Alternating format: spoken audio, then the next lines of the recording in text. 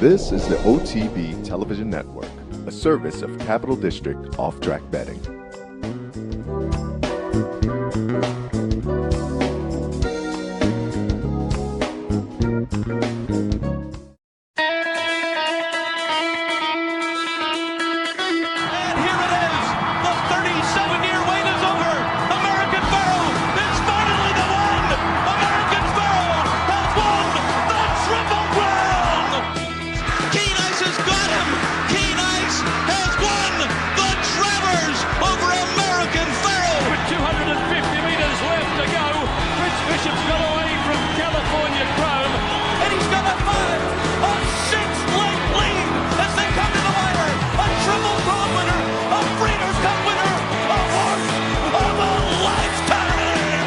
Broadcasting live from the Capital OTB studios, this is Racing Across America with Seth Merrow.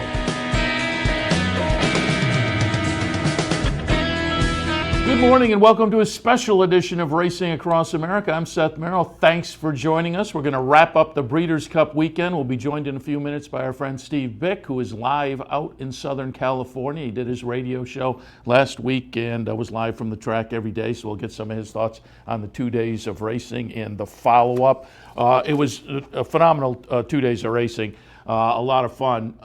All you needed yesterday was to have the right one, and you could have made some money. It was tough. I eventually got my redemption in the Classic, where I went 1, 2, 3 with my picks, because before that, it was a rough Breeders' Cup Saturday. I was on the Handicappers Report yesterday, so I did the entire Del Mar card. Had a winner in the first race, and had the $30 horse, and I think it was the Juvenile Turf Sprint.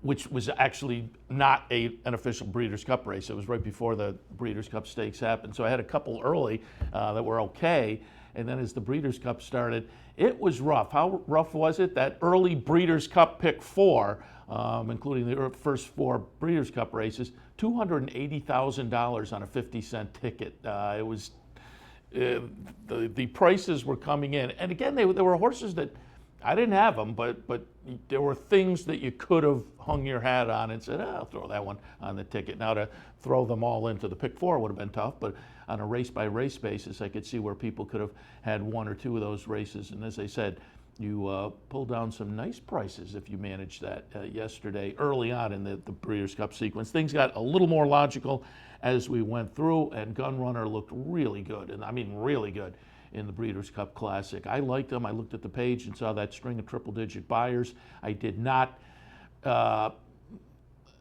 a strong opinion against Arrogate. I put him down in the 4th spot, but I thought he could easily win.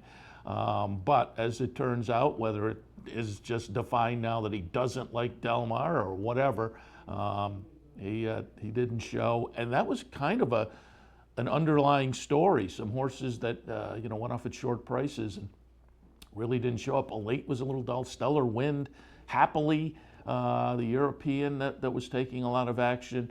There were certainly some horses that did not show up, but flip side, there were some really very, very good performances. And again, when we're joined by Steve Bick in just a few minutes after our first break, we will talk a little more about that.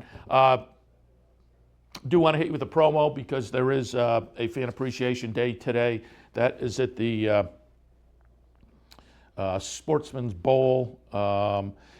Easy bet there. It'll go from 2 to about 5. The first 25 folks receive a $2 bet voucher. There's a giveaway item, a racing program, match bet drawing throughout the afternoon. That's at the Sportsman's Bowl. And as I always say, if you are a patron there, swing on by and give us our chance to say thank you to you for your patronage. Breeders' Cup handled it okay. We'll get a little comment from Steve Bick as to how the facility did. We talked to Jenny Reese on Friday. She had been there for, I think, pretty much the week. And so she gave some thoughts just on the facility and the lead up. We talked to Dick Powell again yesterday, reviewing kind of Friday, and he thought Friday, they handled the Friday Breeders' Cup crowd well at Del Mar. We'll get some thoughts from Steve Bick on the overall weekend, but the handle was pretty good. I think DRF headline, handle highest since 2013. Yesterday they had some comparison numbers between Breeders' Cup Friday at Del Mar and then last year at Santa Anita, and it was interesting. The handle overall was up. As you might expect, given what happened last year, the handle in the distaff itself, the highlight of the day, was down.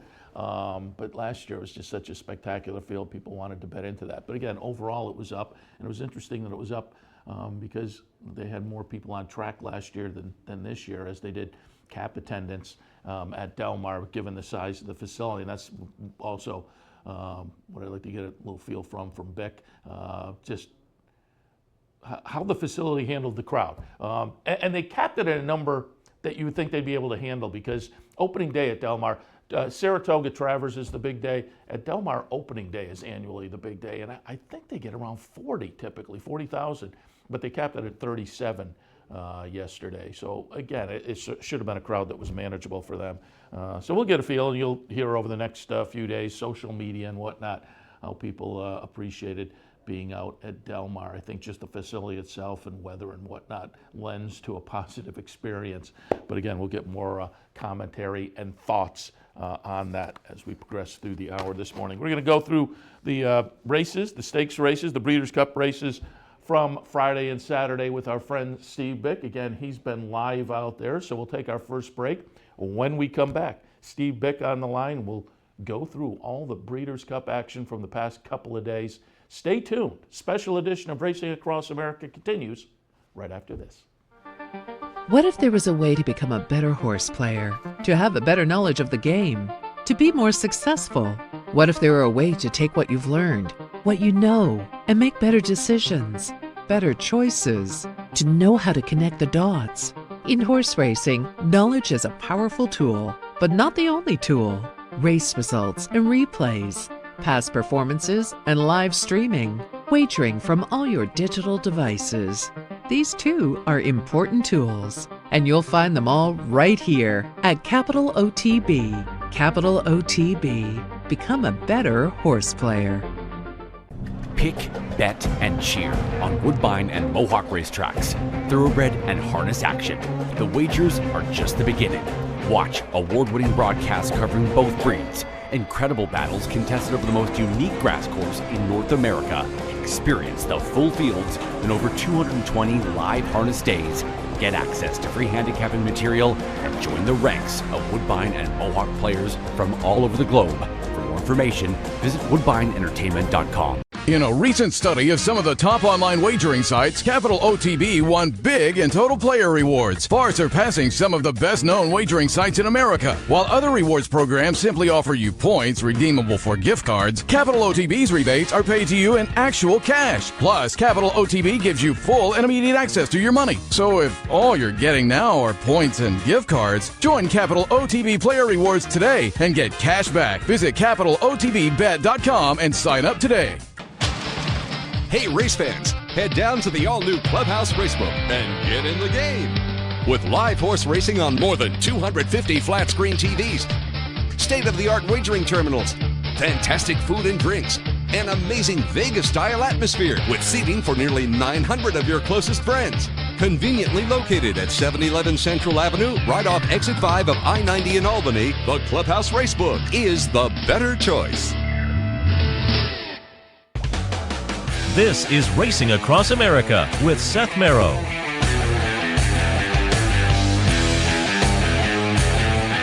Welcome back to this special edition of Racing Across America on the day after the Breeders' Cup. And as I was driving in, I started thinking, should have called it a special edition of Loose on the Lead, because we're going to be joined this morning and are right now by our friend Steve Bick, who's been out in Southern California doing the radio show for the past week. Steve, good morning.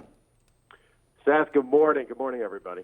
Happy to have you on board to talk a little bit about what things were like and the races in particular. We'll go into the races and do them race by race, but first we just want an overall thought. And I'm interested because I talked to Dick Powell yesterday. He's out there, and it was his first visit to Del Mar, and I was kind of surprised about that, except those of us who are up here in the Saratoga area, until recently, there was the overlap. Now they have the fall meet that we can try if we want to. But had you been to Del Mar before?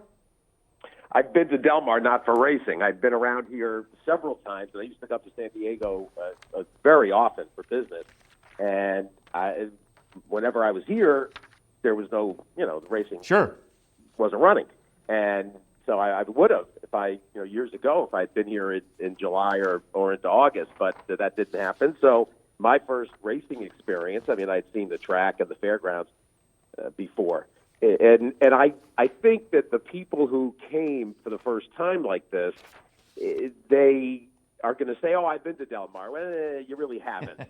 This Del Mar at this time of year is not the Del Mar that is famous and is held in such high regard by the West Coast fans and owners and players. So it was great to see what it looks like and have the feel, but I still think you need to be here during the summer season to really know what Del Mar is.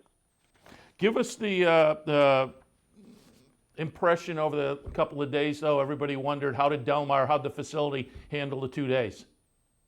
Well, it's a little bit different as a facility goes, and one of the first things I was struck with when I got here a week ago Saturday was walking the plant and going out to the track apron and turning back and looking at the building, and you can see the ocean off to the left, and it struck me as very much like Monmouth, and I made that comment on Saturday on Facebook, and one person in particular thought that was some sort of an insult, which was bizarre.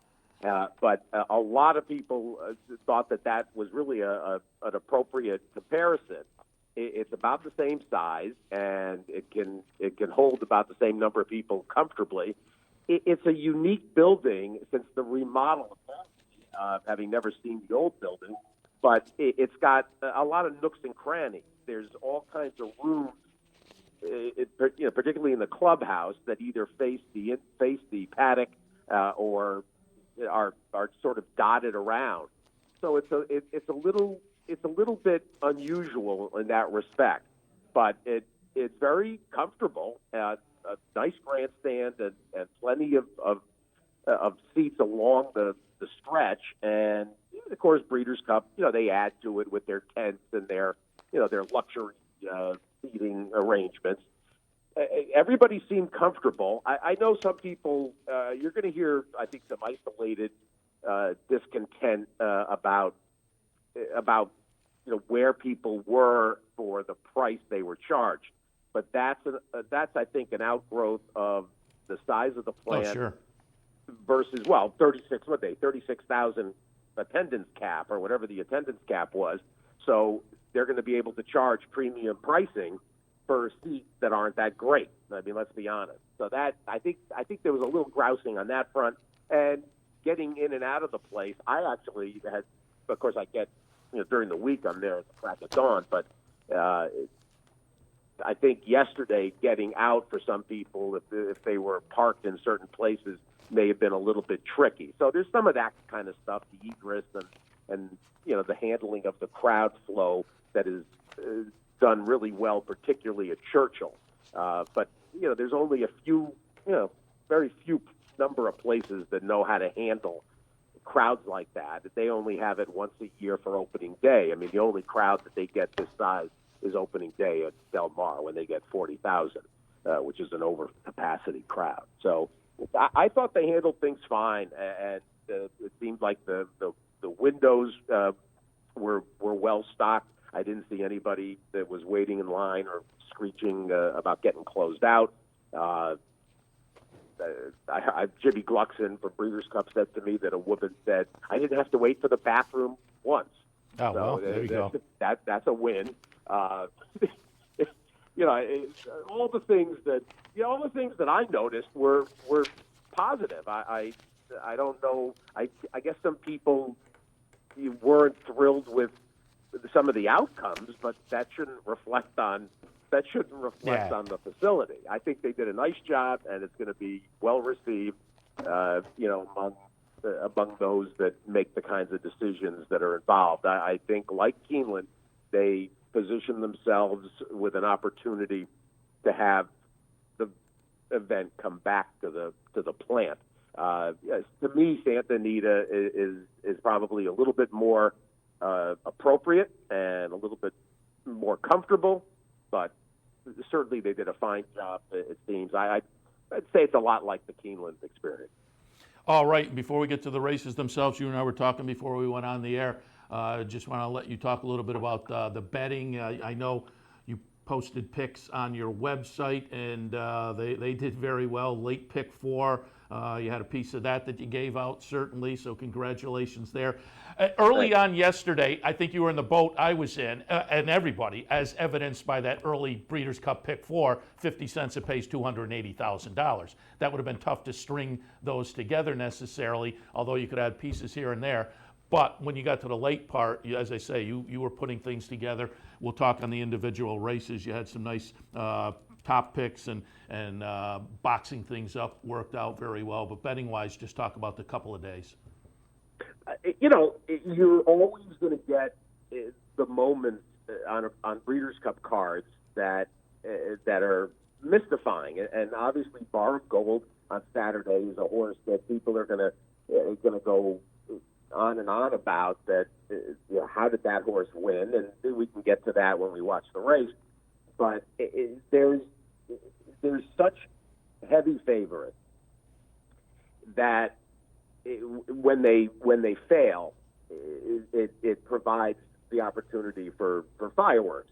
And then you start folding in, and that's on the win end. When you start folding in the exotic candidates that are, in some cases, unknown quantities, then it gets tough. I mean, you're talking 13 races and 150 horses, and so the obscurities, the 30 and 40 to 1 shots that can get up for third or hold on for third or fourth and so forth, they're going to make it, pretty explosive.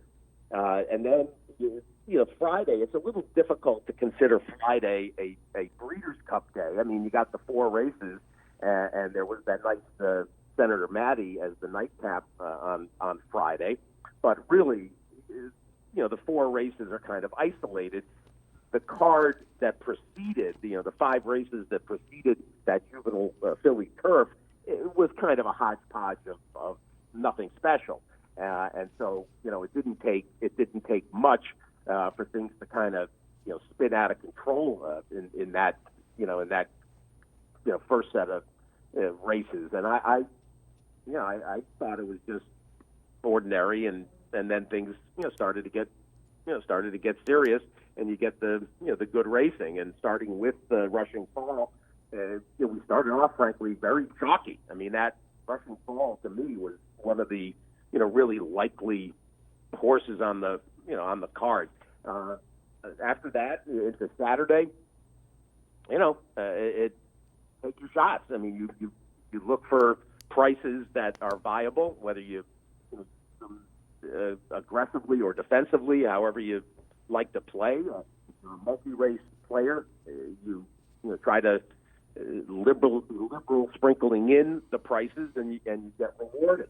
So it had it all. I mean, I thought I hit the late pick 4, and I went 5 to 6 again this year. It wasn't as agonizing in the pick 6 as last year when Ohm winning that turf sprint last year is the difference for several $100,000. Here, I was on my heels in the pick 6 right away because I only had Waheda as a C. So personally, I mean, I stopped even thinking about the pick 6 because I figured, well, I'm going to get beat somewhere else. As it happens, I had 4 A's and 2 C's, so I had 2 consos. But I thought the late action was very formful, and the Talismanic, the horse in the turf, to me, when Ulysses scratched, Talismanic became the really interesting horse, and so that was the price that was tough to get. But Good Magic and Gunrunner, those were the easy gets, and so was World Approval. So $1,250 for a 50-cent pick 4 late I mean, that was a great way for people to escape. So I thought the wagering, yes, there were the upsets of Unique Bella and Lady Aurelia, that kind of thing. Caledonia Road, I bet. I liked Caledonia Road. Ralph Nix's winner. I mean, if you like separation of powers, you have to like Caledonia Road. And the same thing was true of the Firenze Fire and Good Magic coming out of the Champagne. New York fared very well in this Breeders' Cup, as did Kentucky had a couple of winners, Forever Unbridled and Gun Runner. So I thought it was a very typical Breeders' Cup from the wagering standpoint. Some you sit there and rub your eyes a couple of times, and then you turn the page.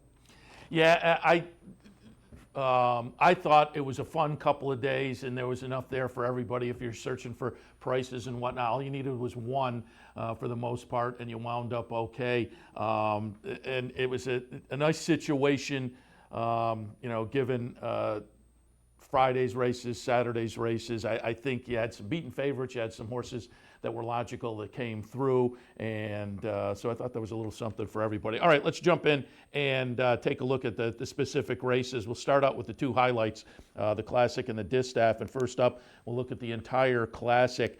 Here, this was my redemption yesterday, because yesterday I struggled a little bit. The early part of the card, I had the winner in the first race. I had the winner, Declaration of Peace, I think, in that Juvenile Turf Sprint, which was a nice $30 winner. But that was before the Breeders' Cup races. Once they started, I floundered a little bit. But I went 1, 2, 3 here in the Classic. I looked down the page at the triple-digit buyers at Gun Runner, and I just liked him. I put Arrogate in the 4th spot, but I thought I wasn't really against him. I thought it could have gone either way with Arrogate, but Collected, it seems like at the price was absolutely live off his recent form, and of course West Coast, an up-and-coming 3-year-old. So I was, as I say, it was 1, 2, 3 there.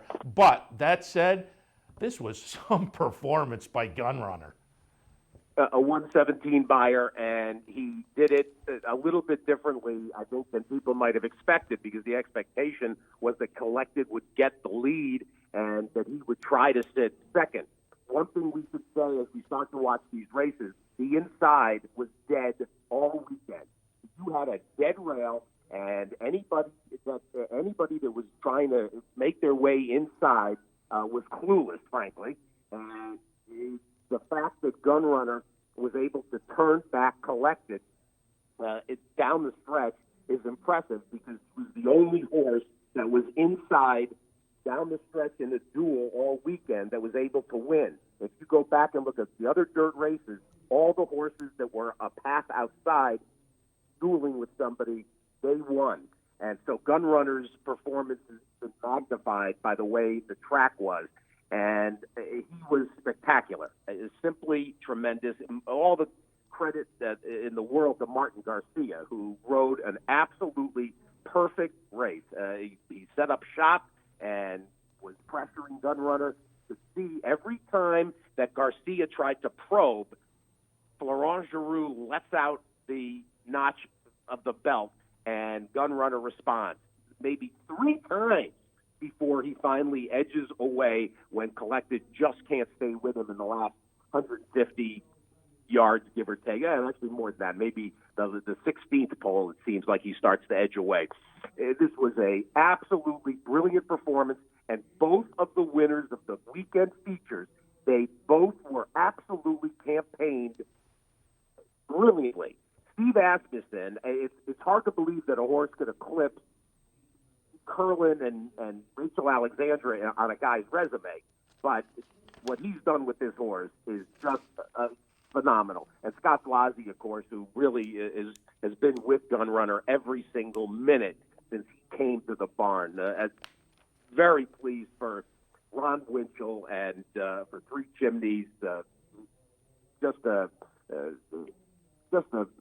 phenomenal Horse of the Year campaign. It's certainly too bad that Arrogate is going to leave the stage and not win a Horse of the Year. I mean, certainly there was a calendar year, there was a 12-month period that he was Horse of the Year, but unfortunately it didn't fall on a January to December basis.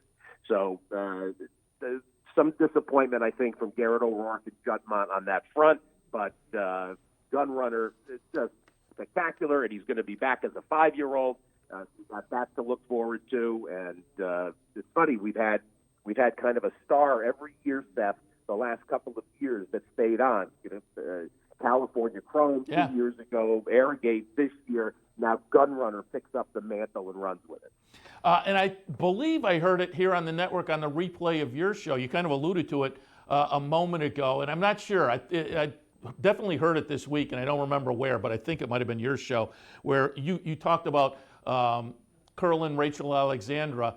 They had been with other trainers beforehand, whereas Gunrunner, the whole career was with Asmussen. Correct. Yeah. And I did make that point, and I thought that it was a testimony, because one of the things that Steve Asmussen has had in terms of critique of his horsemanship has been that he is not as good with older, mature horses as he is with youngsters, with 2- and 3-year-olds. That when he's had fully mature horses, that they basically have plateaued. And frankly, that's also a criticism over the years of Todd Fletcher, that they're so geared toward early success and to precocious horses, particularly Todd, who had a lot of 2-year-old, early types in his career, and I think has actually improved on that front. But this is Asmussen's crowning achievement. And speaking of achievement from the breeding standpoint, there's a very interesting sidebar that's going to continue with Gunrunner as his career continues, and then his stud career. Son of Candy Ride. He was bred by Bessie Lou, Ben Leon. And you'll remember that Bessie Lou Stables, he's actually a guy that is very involved in Pino Paso horses. And he came into the thoroughbred game with a big splash, remember? Royal Delta and others. And then he left the game just as quickly. But he bred this horse, and this is going to be his lasting legacy. Yeah, and a pretty good legacy as well. Speaking of trainers and stories, and another thing you alluded to a few minutes ago, and I was going to ask you about, because I said it yesterday, I'm going to be interested to see over the next couple of days as folks are recapping what happened over this weekend. The story on Dallas Stewart. You had a little post-weekend write-up on your page, and you said, and I agree, the campaign that Forever Bridled got doesn't get applauded as fans because of the length. We want to see horses race more than 3 times. But if you just sit back and look at the training job Dallas Stewart did, the layoff from the Breeders' Cup to the Fleur-de-Lis in June, then June to Saratoga, the Personal Ensign, and then to win the Breeders' Cup Distaff on Friday. This was some training performance, and she was very, very nice. I was a little bit unconvinced on Forever Bridled. You used her on top. Congratulations to you. But again, a really nice job by Dallas Stewart as we watch Friday's Breeders' Cup Distaff. Well, gets a brilliant ride by John Velasquez. John Velasquez had a fabulous, absolutely tremendous Breeders' Cup on a riding front, winning the course with Mrs. Weber yesterday, winning the mile. And he also I think had I think he was third. Yeah, he was third on Awesome Slew in the dirt mile, and he actually won that Golden Stakes to start the day yesterday as well. So a great Breeders' Cup for Johnny. Dallas had this plan, and so did. You got to be honest. There were 2 plans. One worked and one didn't. Stellar Wind, she had the same agenda, and completely flopped. And I feel terrible for John Sadler, who had another disastrous Breeders' Cup. Accelerate was a no-show as well in the dirt mile on Friday. But Forever Bridled, in terms of handicapping this group, she looks like a beach ball, because there was every expectation that the pace was going to be plenty honest, given that Champagne Room was going to go down inside, and you certainly expected Paradise Woods to press. Flavian Pratt, I think, made a big mistake not trying to get the lead. The only way she was going to win was to go to the lead. And then you knew that Stellar Wind was going to press. That's her style. That's when she beat Beholder last year. That worked. And then she beat Valdore twice this year. So you had to think she was going to be part of the early lick. And sure enough, that's what you had. And so Johnny got to set up shop and be relaxed And you could see when they were approaching the turn and she started to move, very easy to follow Forever Unbridled on the outside in Mr. 50's jacket and cap. And you could see that she was moving just beautifully. She kind of idled for a second off the turn and then powered to the lead. And then she had to hold Abel Tasman safe. And Abel Tasman, I thought, was the underrated or underappreciated story in here. Ran terrific. Baffert did not have a great cup by his standards, but he did finish second in 3 races. He was second in both of the juvenile races, and he's second here with Abel Tasman. So really not a terrible cup. I mean, obviously disappointed with Arrogate and More Spirit and Drapong, but nothing wrong with 3 seconds. And frankly, Elate was the big disappointment here. I mean, she was like the talk of San Diego, and it was ridiculous. The carrying on over Elate, and she stunk. I mean, she never threatened. But this was a terrific win, and of course, a family, Lemons Forever, Mr. 50's mare that's the longest price in Kentucky Oaks history, and Dallas Stewart continues to earn dividends with this family. Yeah. It's unbelievable. There was Unbridled Forever, now Forever Unbridled, and he's coming back as a 6-year-old. And Mr. 50, who is, to say the least, an unusual guy, he's got some aggressive plans. So easy to be happy for Dallas Stewart, who is so well liked, and to get it done. And people may not have noticed that he finished 4th with that Give Me a Minute in the juvenile too, a rank outsider that ran a nice race in the juvenile. I was happy for Dallas. Yeah, as I say, a really phenomenal training job with this horse. And it was funny to listen to Charles Fipke in the winner's circle afterwards. I was watching the simulcast signal, and Lafitte was interviewing. And you remember he's a Canadian because he kept throwing in A? I don't think I'd ever heard him interview before. Well, he's a little bit of an unusual individual, and he's got the diamond mines. Yeah. I believe he holds 300 patents for chemical formulations. A brilliant man. A little bit difficult socially, and the situation that was unfortunate here was the Johnny V and Rosario equation. People's eyebrows were raised immediately on draw day when it was announced that John Velasquez was riding Forever Unbridled, and everybody said, how did Rosario lose the mount? And it was strictly Mr. 50's call, and he didn't necessarily want to elaborate going into the race, but coming out of the race, he did elaborate when he said that he thought that Johnny represented a more consistent rider, and this was a difficult pill particularly for Ron Anderson. Yeah. And for Joel Rosario to swallow, not because of the money. They're going to get the money. They don't care about that. But Ron, I actually was with Ron Anderson at the time of the distaff, and Ron says you work here as a jock's agent. You work every day to find and land a horse like this for your rider, and that's the job, and that's the mission. And Ron Anderson has now won a couple of dozen Breeders' Cup races as a jock agent. With some of the greatest riders of our era, and it's just frustrating to have really an unsatisfactory answer as to why your jock was taken off. I'm not going to dwell on this tomorrow either. It's with Dallas and in the coverage, because it is what it is. But it was being asked post race. It was being asked way too much instead of about Forever Unbridled and the job that Dallas has done, and that the family represents in terms of 50's breeding. That to me, that was the story you want to talk about, not Johnny and Joel.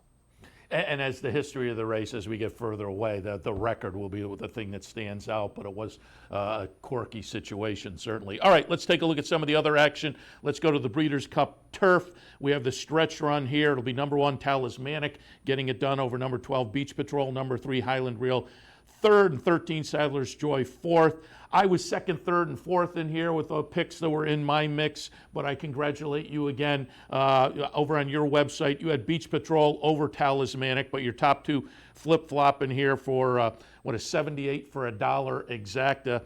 So a nice selection there. I wasn't quite convinced on Talismanic. I had used Ulysses on top with the scratch there. I pulled in Hunt. I looked at Talismanic, and as I say, didn't fall in that direction. But again, nice call, gets it done at 14-1.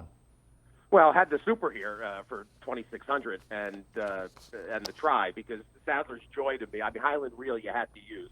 Sadler's Joy you knew was going to make a run. Leparoux had him just a little too far back. Otherwise, I think he easily gets past the Highland Reel. I mean, he just got nipped for third. But that was a horse that we talked about extensively coming out of Saratoga, and that he was going to enjoy the tightish grass course at Del Mar, and he did. It just left with a little bit too much to do. Andre Favre is one of the best trainers of all time, not just of recent vintage. Andre Favre, if he's coming here, he's coming with a serious horse, and this is one of those cases where, not being a European that everybody knows, not being a Coolmore, for instance, I think played against people understanding how dangerous the horse was. And the fact that he's racing at St. Cloud and Maison Lafitte and so forth, and in grade 2s and grade 3s over there, it made people think, well, he's not as good as the horses that are running at Ascot and so forth. You needed to watch Talismanic and watch some of those races, because he was competitive every single time out, and had traffic trouble here and various issues that just kept sort of hindering him from compiling a glaringly strong record. And being inside, much the same way that Best Performance in the Juvenile Filly Turf, Best Performance, she finishes second to Rushing Fall because she had the advantageous inside trip. World Approval had the same kind of perfect trip from the 3-hole. I mean, this is a turf course where if you're outposted, you better be really clever. Basically, you better have Ted DeSormo, because he does it better than anybody but on that grass course. But being inside was a huge benefit. And that's why Beach Patrol, I mean, when you think about half a length difference between Beach Patrol at the end and Talismanic just getting past him, part of that probably is the ground loss that Beach Patrol has, particularly into the first turn. And then he gets over, and now he is stalking along and chasing Oscar Performance, but he you knew he was going to lose some ground. I mean, into the 3-turn race from the 13-hole or 12-hole. So Talismanic, it takes full advantage, gets a absolutely brilliant ride by Miguel Barcelona. He was one of my the lone wolf theory, guys that come in and have only one mount. And the Lone Wolves had a win and 3 seconds. Paco Lopez was second, for instance, with Sharp Azteca. There's a guy that had and Martin Garcia was second with his lone mount.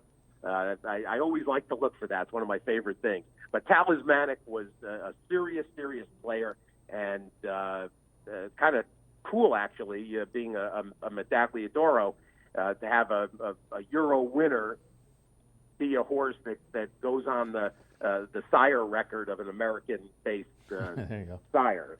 Darley had a very good Breeders' Cup. Darley Godolphin, considering you had Dabawi. Dabawi had a winner, and Medaglia d'Oro had at least 2, and so they had a pretty darn good weekend. Waheda, the Filly and Mare Turf winner, a Dabawi daughter.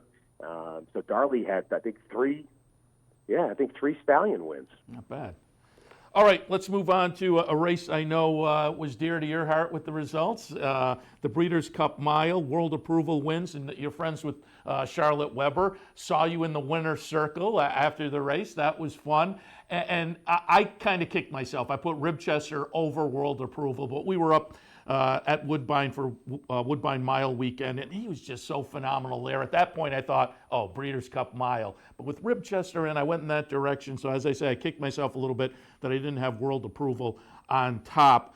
But boy, this is a nice performance. World Approval to number 5 over number 4, Lancaster Bomber. Number 13, Blackjack Cat. Third, and Sudois runs 4th in here. But again, a nice follow-up to the Woodbine Mile. Terrific performance there. Fun and easy to watch. The color of this horse, World Approval gets it done for Charlotte Weber and Live Oak Plantation. This is a tremendous win for Mrs. Weber, who deserves as many big wins as she can garner. As wonderful a patron and benefactor of the sport as there is. The story with this mare that has now produced 2 Breeders' Cup winners. Her first being a surprise when it came to Miesque's approval. That one was a stunner. But what's actually gratifying, and I mentioned this to Charlotte and Ginny, that when Miesque's approval won, people were just smearing Marty Wolfson and basically scoffing. Well, all the mare has done subsequently is get ZOT approval and World Approval. She's got 4 millionaires. This win approval. She's now retired as a broodmare, and Mrs. Weber, when she's at the plantation at the Live Oak, win approval can come right up to the office window, and it's just so easy to celebrate her accomplishment in the sport. And with the win, World Approval it eclipses Miesque's approval's earnings, just under $3 million now. It's 11 for 24. He'll be back next year, and it's really a real interesting story when it comes to understanding horses' aptitudes for distances and for circumstances. I mean, this was a horse that the assumption was that he wanted to go longer, and Cassie was running him longer distances, and then shortens him up to a mile, and turns out that that's what he wanted all along. And now he's one of the world's great milers, and there's some fun things. I imagine it might be fun to go to Royal Ascot with World Approval. I'd imagine that they'd be very open to that, considering the success that Cassie had. Also, a notable circumstance that this will probably be the last win together between Mark and his son Norman. Oh, sure. With Norman planning to go out on his own in the spring. That's a sidebar to this. And frankly, the Cassie team was having a little bit of a frustrating Breeders' Cup until this race. And having struck out in the juvenile fillies with 3 what I thought were pretty live horses, that was I think that was a little mad thing when Geo Game and Wonder Gadot and Heavenly Love all kind of struggled in the juvenile filly, and they had Geo Game, Flame Away, and Awesome Slew the day before. Holding Gold actually for Mrs. Weber ran a good race that is a little hidden in the turf sprint. He was completely mired behind horses, and in fact chased the winner home. But I'm always delighted when Charlotte Weber wins, and I couldn't. I was in the press box back in 2006 when the Miesque's approval won, and I couldn't get downstairs. Like the elevator it took too long to get down to the ground floor, and I couldn't get there to congratulate her and be in a photo. But this one I was. I got to watch the race. We watched the race in the paddock, and really a great thrill actually to be that close to it. Although Jewel's hat, I think, may obscure me from the photo. Well, I saw you on the video signal, so I can verify that that you were in there. It was fun to see you in the winner's circle. World approval. And we're now going to take a look at the juvenile, which continues a little bit of a trend for this morning in the Breeders' Cup results. Gunrunner, Forever Unbridled, World Approval, and now Good Magic in the juvenile all had races this season up at Saratoga. So Saratoga well represented at the Breeders' Cup. We'll look at the juvenile stretch run. Good Magic comes in as a maiden, number 6 horse here, wins the Breeders' Cup Juvenile. Solomini, the 2 runs second. The big favorite, Bolt d'Oro, third. And Give Me a Minute runs fourth in here. But as I say, as a maiden, pretty impressive performance by Good Magic. Absolutely. And a credit to Jack Brown to take him out of the Champagne, have absolute confidence going forward. That gave owner Bob Edwards. How about Bob Edwards? The guy's been in the game for 10 minutes. He's won 3 Breeders' Cup races. It's unbelievable. He wins on Friday with Rushing Full, and basically, taking up the mantle from New Money Honey last year, and then comes back and not only does Good Magic win here, but he's obviously a colt that is going to be formidable going forward. He got 100 buyer in here, and so that puts him right in the mix and into the same arena with Bolt d'Oro. Bolt d'Oro did not run badly in here. He was wide as every step of the way. Nakatani had him at least 4 wide into the first turn. I mean, that's not going to do you any favors again on that racetrack. And he plugged away. I mean, he certainly was game. And Baffert, Solomini. Solomini. There was a point at the 8th ball that you thought Solomini was going to kind of scoot away from that field. A very good running, no question about the winner. And Good Magic heads into the winter, obviously, on almost, I would say, just a little bit behind Bolt d'Oro in people's minds. And it is going to be interesting, and I know Chad will be disappointed if Bolt d'Oro is voted the 2-year-old champion. But I think that's what's going to happen. And I know some people think, they won the Breeders' Cup Juvenile, so he's the no. Bolt d'Oro certainly did enough up to this point. That's going to be a very interesting vote. Oh, absolutely. Yeah, it's tough to give an eclipse to a horse off a couple of maiden races and a win, albeit at the Breeders' Cup. But I think a lot of people will tilt in that direction as they consider it kind of the championship event. So it will be very interesting to see how it happens. Well, the question on that front is, here's Good Magic with a second, a second in the Champagne and the Breeders' Cup Juvenile, and here's Bolt d'Oro with a third in the Breeders' Cup Juvenile and 2 Grade 1s in the Front Runner and the Del Mar Futurity, undefeated to that point. So it's a tough one. It's going to be. This will be very interesting. And I'll tell you, on the filly front, hard to argue with Rushing Fall eclipsing the fillies. Yeah, that's interesting. Speaking of that, before we go to the break, let's take a look at the juvenile filly on the dirt side of things. Number 12, Caledonia Road. You had that one in your mix. I couldn't pull the trigger. Not that I didn't like the horse necessarily. It was one of those where there were a few that I used ahead. I went out to Separation of Powers. I had Wonder Godot in the mix, Moonshine Memories, and Alluring Star, and a couple of them were right around and sniffing things out. But it'll be number 12, Caledonia Road, getting it done over Alluring Star. Number 5, Blonde Bomber, second. Separation of Powers runs fourth in here. But third career start, Caledonia Road gets it done. Mike Smith on board. I picked her third, and I stuck with Separation of Powers. I wasn't going to let the post intimidate me in regards to her. And frankly, she doesn't have much of an excuse. I mean, she looked like she was poised, and then she absolutely got short mid-stretch. And there was no question that, she started to idle because she was having a better trip than anybody would have imagined. I gave a lot of expectation that Jose Ortiz would set up shop, getting to the turn, maybe 3 wide, and he pretty much did.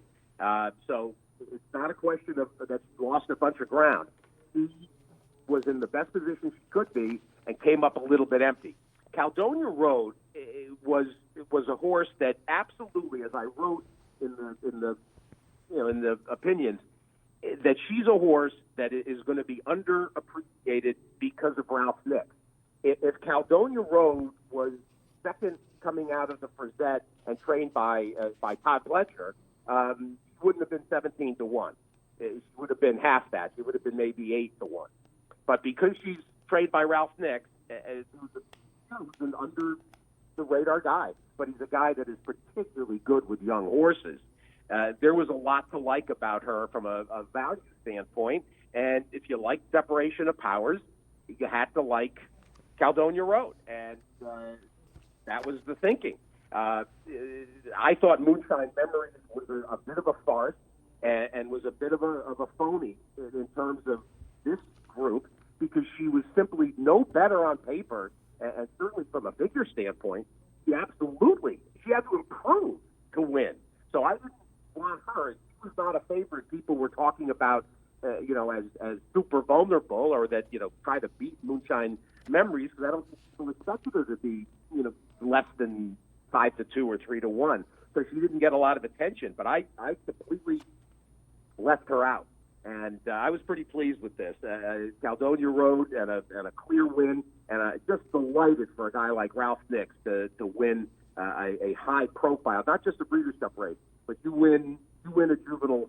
That's a high profile race, and it's great for Ralph, who certainly would deserve to attract more clients. 36 and change on the win end there. All right, we'll take a break. When we come back, we'll continue our look at some of the Breeders' Cup action from the past couple of days. Stay with us.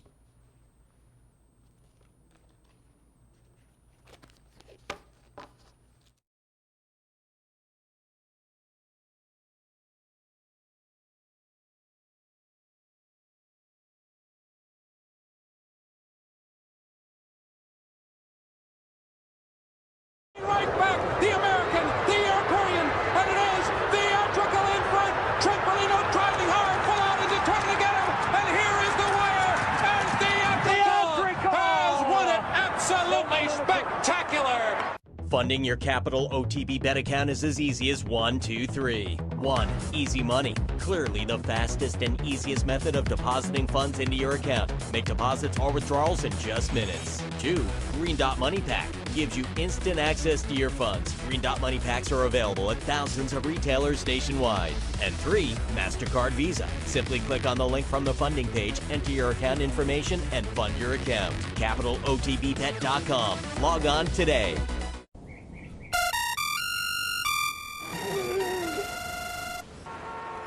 Come on. I want sales reports on my desk by Monday. Whoops.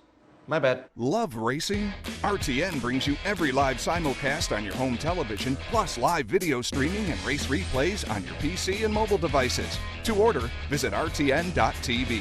RTN, a breed apart.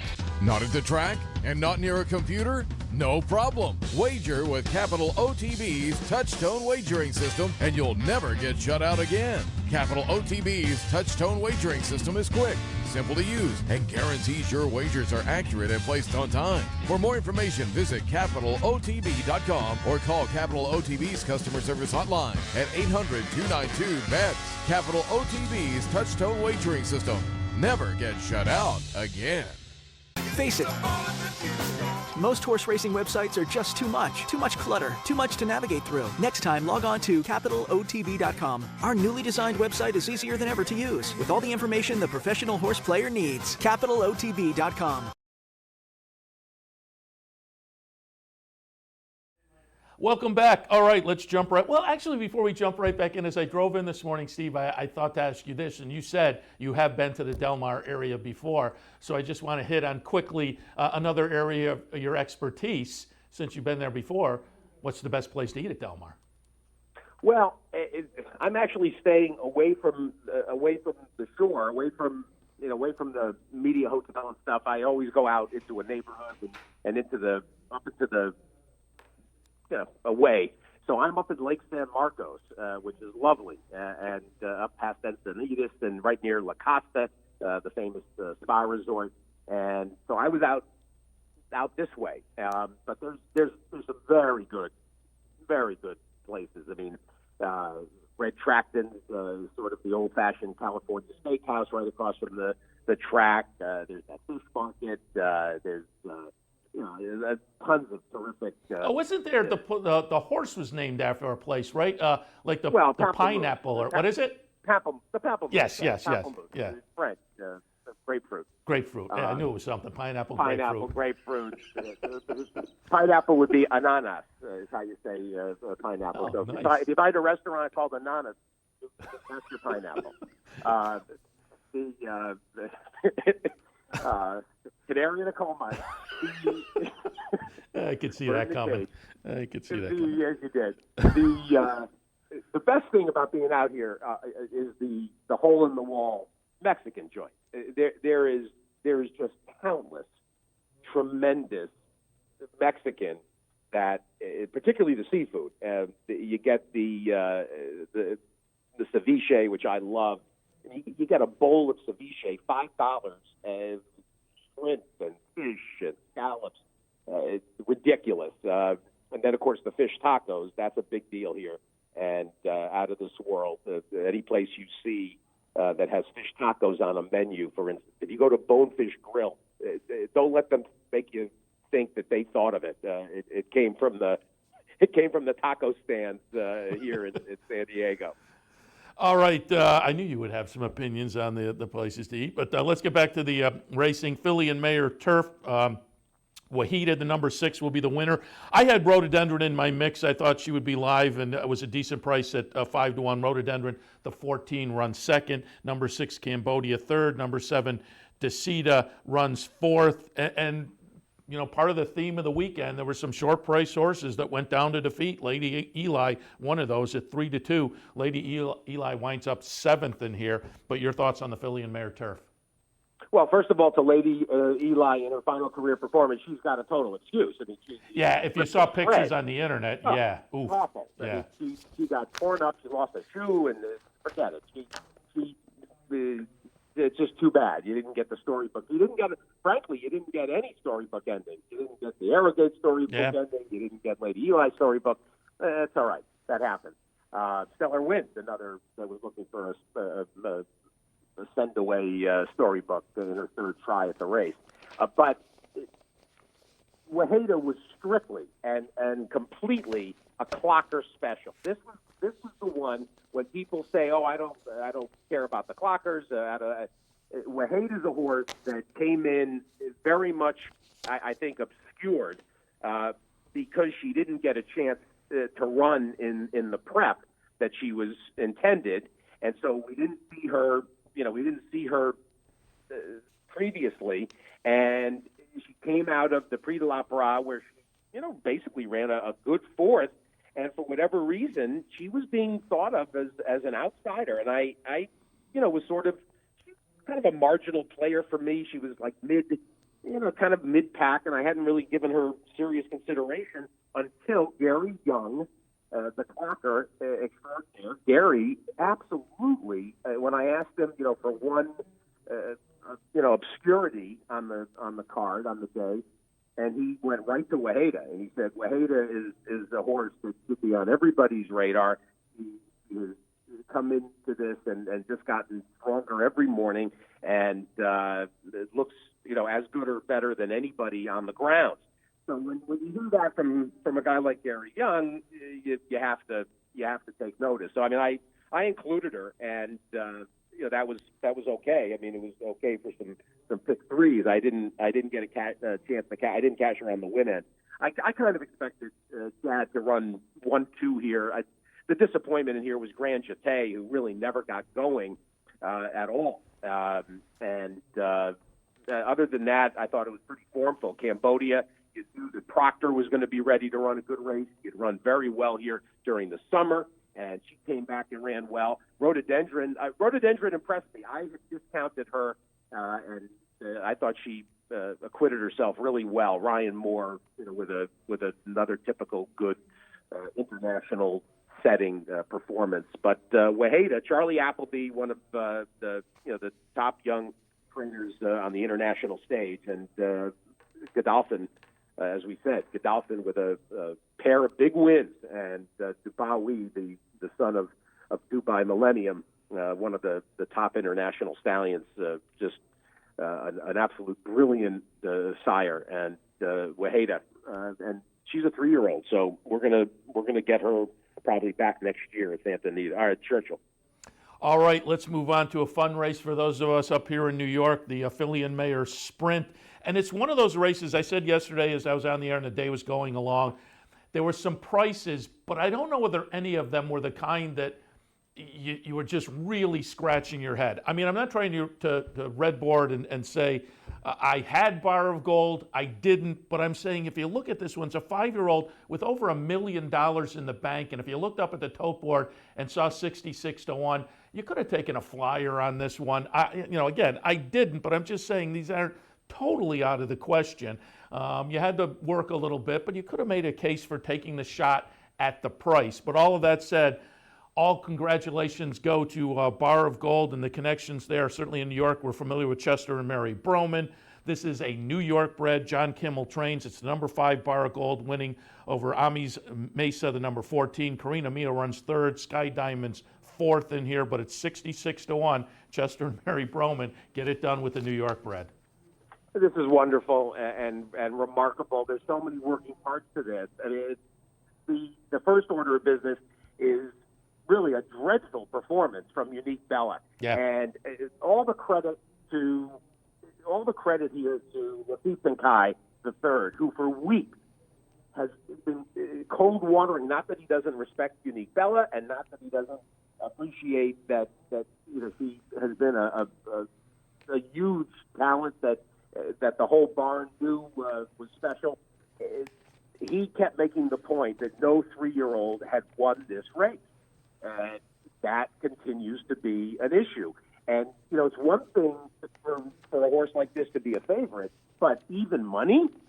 No. I mean, 5-2 in a 14-horse field, okay, 3-1. No, even money was just ridiculous. I mean, I picked her on top, and I thought she'd win. Given what we've seen, she was going to have to step forward. But I thought she was capable of stepping forward, and certainly watching her, you got the sense that she was poised. I didn't like necessarily that they went to the lead, that Mike Smith went to the lead with her. I guess that they thought, from out in the 11 hole, let's get out front and try to save some ground around the turn. I like the way she ran in the LA Woman better when she sat 3rd, and then about a quarter of a mile, maybe 3/8 in, she started to make her run. Here, she was running from the bell, and you could see well before the turn that she when she was confronted, that Princess Karen, I mean, the 19-1 shot was making her work, so you knew it was over. And in fact, that Princess Karen even stayed on and got a check. She finished 5th. Which was remarkable. The Jeff Bondi, who's actually been red hot at Santa Anita and now with the start of the Del Mar meet. But Bar of Gold, you want to give credit. Gabby Gaudet. Anybody listening to the track feed or what they call the something show, not the simulcast Players. show. I think they'll call it the Players. Players. Club. There you go. The Yeah. Players show. Anybody listening to the Players show have to have heard Gabby say that no horse on the track warming up looks better than Bar of Gold. And to that point, I'm standing next to Gabby after she finished her cutaway, and Bar of Gold went by us. I put a bet in on her, and just for action. And it's funny because Amis Mesa was my value horse, my second choice, and so I had a situation where, frankly, I I'm still not sure if I would have been better had Amise Mesa won the race and Bar of Gold be second, because I bet Bar of Gold to win and then back-wheeled her with the field in case she was second. And I had also bet Amise Mesa in the top 3 slots. So it was I got to go back and find Will Pays. I am curious, but it was so easy to be thrilled for the New York Bred program. I spent part of the week Sunday, Monday with Jeff Canizzo, and he was out with his wife and kids, and it's great for the New York Bred program. This, of course, is a New York Bred in name really only, being a Lemon Drop Kit mare, a stake winner, and being by Medaglia d'Oro. Chester and Mary Broman, so happy and overwhelmed, you could see, and just a wonderful circumstance. And it is kind of cool, too. I mean, John Kimmel, who's had horses with them for a long time, Kimmel's been trying to get her a graded stake win. And I don't know how many times I said to people during the week when Bar of Gold's name came up, and I said, it would be crazy if this mare, who's been looking for a graded stake win, if the place she would get it would be the Breeders' Cup. It's just so nuts. And goes off as the second longest shot on the board and scores. And I just really one of those moments that had people just shaking their head. Karina Mia ran a wonderful race from an impossible post, and if Castellano chooses to stay outside rather than try to drift in for his team, Karina Mia may have won that race. Go back and watch, and you'll see that decision. Not knocking Javier, but Karina Mia ran a wonderful race. All right, we only have a few minutes left, Steve, so let's kind of blow through these last few. But let's take a look at the sprint. We're going to watch number 8, Roy H., get it done over Imperial Hint. Mind Your Biscuits, third in here. Dre Fong, the 7-5 favorite, disappoints, running 6th. Your thoughts of Roy H. in the sprint? Well, Roy H., I thought really I picked him on top, and I thought he was the horse that felt the most likely to get the best trip. If the pace got real hot, he was going to be able to sit right behind. If they weren't going all that fast, he could really move at will. I was so impressed by him at the True North when he came to New York that I just respected him. Trafang, not that Trafang, I wasn't necessarily playing against him per se, but that 2-hole is a very tricky post for a sprinter like him. And sure enough, that compromised. But he didn't run particularly well either. Imperial Hint was the wonderful story here. Louis Carvajal done a fabulous job. He was another example of a horse that was inside in a stretch duel, and the outside horse ends up wearing him down. Terrific performance from Roy H., and obviously a mammoth day for Peter Miller and for Gary Hartunian, Rockingham Ranch.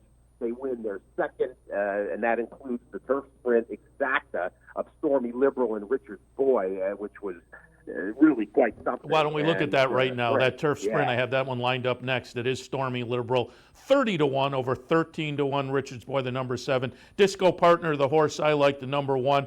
Ran a pretty good third, just got started a little too late, but he does run third in here. And as you say, pretty nice day for Peter Miller overall. Well, and Richard, I kind of needed to think the flip-flop personally, but because I bet keyed off of Richard Boy, and I saw some very, very ingracious comments on Twitter. People assailing Peter Miller, and I found that really off-putting, and it's not really fair. Peter Miller has been winning races at a steady clip for a long time. California's got the strongest truck testing in the country. The Breeders' Cup, we'll see. I mean, maybe, who knows? Maybe we could still have a problem. But I saw some really mean-spirited things that Peter Miller and Gary Hartunian as an owner. Hartunian with Rockingham Ranch supports the Calbred program. Richard's Boy at Calbred.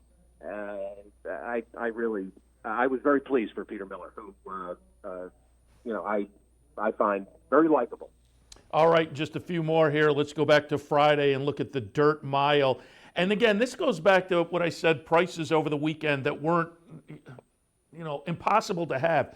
Battle of Midway pays $30. Battle of Midway, the number 9 horse, number 3 Sharp Azteca.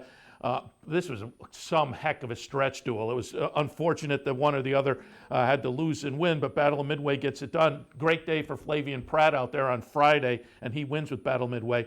But I will give to that Players Club group that were doing the Breeders' Cup simulcast broadcast, they talked up Battle of Midway quite a bit. So the $30 winner, you may have had to search a little bit, but there was enough in there that again, you could have had some prices on the weekend in spots if you found some things that you liked. But it was a very nice, as I say, ding-dong battle in the Dirt Mile. Well, here again, another one where a horse that was outside, that's the horse that was inside of them. And Battle of Midway, though, was wide every step of the way. He ran a huge race. And think back to Triple Crown, and people may forget, this is a horse that was third in the Derby. And Hollendorf has done a tremendous job with him. Very pleased for Don Alberto. I thought there was a real chance for the Don Alberto group to come back and then reprise on Saturday with Denise Bella. It wasn't to be, but this was a terrific effort. The Smart Strike Colt, and the key to the pricing here was how overbet it turned out More Spirit and Accelerate were, and Sharp Azteca was also 3-1. So you had 3 horses that basically were in like maybe $1.25 of each other, and as a result, it kind of inflated some other prices, including Battle of Midway and Practical Joke, I think, was 6-1. So you had money that was kind of spread around, and that helped overlook Battle of Midway.